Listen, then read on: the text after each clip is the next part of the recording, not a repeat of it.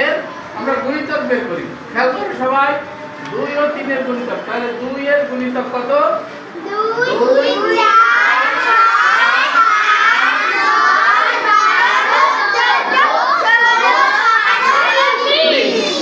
আমরা এই পর্যন্ত রাখলাম।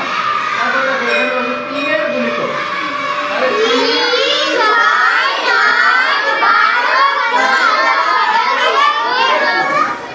এরপর দেখো 2 ও 3 এর তিনটি সাধারণ গুণিতক মানে মিলাইতে হবে। এই 2 এর গুণিতক এখানে আছে 6, 3 এর গুণিতকও আছে 6। তাহলে এটা মিলছে নাকি? তারপর দেখো এখানে 2 এর গুণিতকে আছে 12, 3 এর গুণিতকেও 12 আছে। তাহলে এটা মিলছে।